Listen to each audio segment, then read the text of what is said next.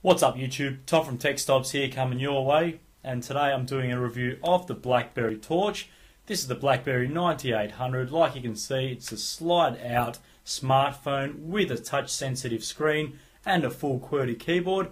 Has all the bells and whistles. You may have seen my unboxing video. If you haven't, below this video I'll put the link, so check that out and you can see what comes in the box and what contents and so forth. This is the full review.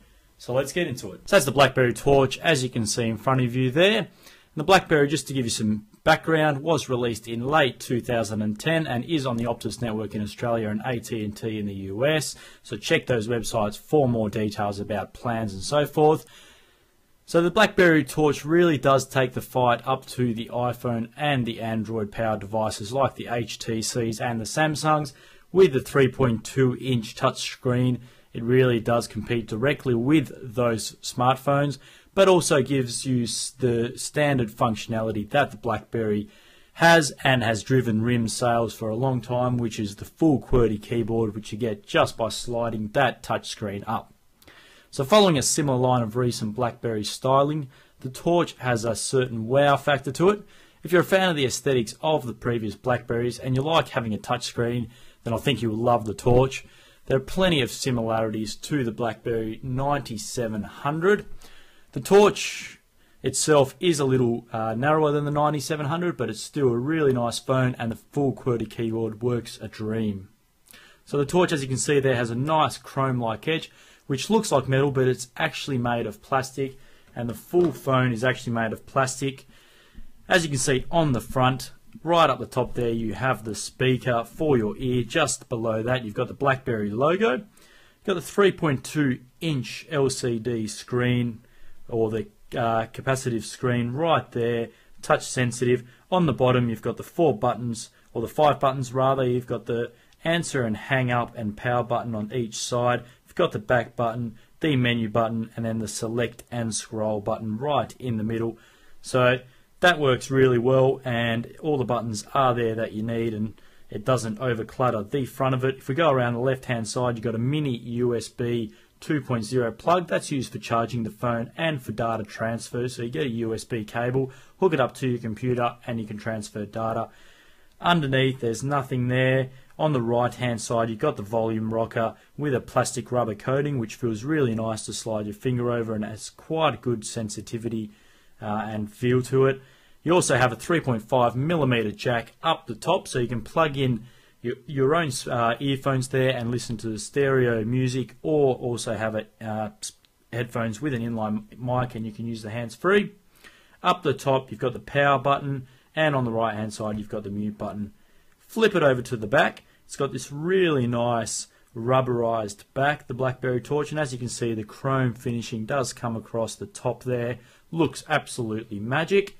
You've got a 5-megapixel camera on the back with autofocus and an LED light to illuminate the image. So that's basically the aesthetics of the Blackberry. In respect to the slide mechanism, it works really well, and it goes via 2 metal sliders at the rear of the Torch, which are barely visible. The mechanism is smooth and has plenty of feel. Some users may actually prefer less resistance for the slide, but I actually enjoy having quite a bit of feel in the slide mechanism, and I really didn't have a problem sliding it open with one hand, with one of my thumbs. Moving on to the hardware side of things, the Torch has a 3.2-inch capacitive touchscreen with a resolution of 480 by 360, so that's similar to the Storm and the Storm 2. The screen, although it's fairly decent and it does have a lot of colour and brightness, it does have a lower resolution than some of the smartphones out there, and it would have been nice to see Blackberry really jack that up and give it a real high-end screen around the 480 by 800 resolution mark, which would really make the touchscreen that much more appealing to the users. Saying that, it is a nice touchscreen and it does its job well. In respect to the touch sensitivity, it works great, and I found it to be very responsive. Took gestures really well, and it was really a pleasing experience to use the Torch touchscreen.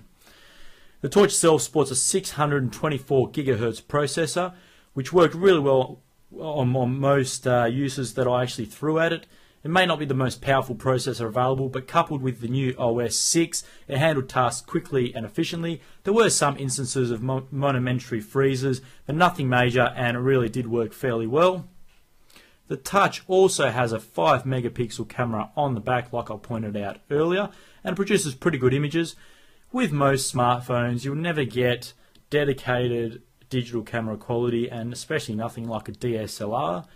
But the thing with these touch phone or smartphone cameras is they're always with you, so although you won't be getting the highest quality image, it's a camera that's always with you. You can pull it out of your pocket and you can snap away. Saying that, I wouldn't be blowing these images up to A3 or A4 size, but it's perfectly acceptable to snap away, and also has an LED light on the back to illuminate the scene, and it worked quite well.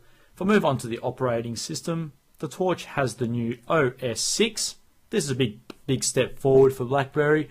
Gone is the clunky internet browsing experience they experienced in past OS systems, and the OS 6 also includes BlackBerry's new universal search function, which allows you to search the entire phone for anything and everything by punching a few keywords in. So you can search emails, application, documents, for whatever it may be, just by punching in a few keywords, and you'll find the file you're looking for really fast and efficiently, which is absolutely fantastic and a key selling point for OS 6.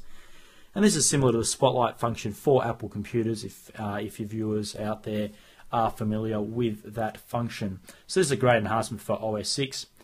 Moving on to call quality and functionality of the phone, the Torch does everything it's there for.